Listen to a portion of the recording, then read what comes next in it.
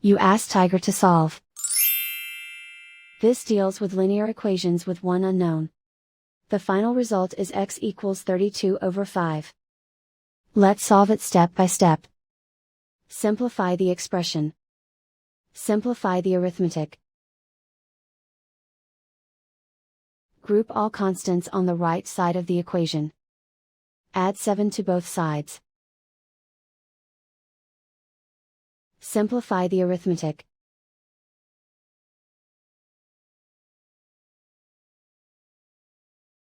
Isolate the x. Divide both sides by 10. Simplify the fraction. Find the greatest common factor of the numerator and denominator.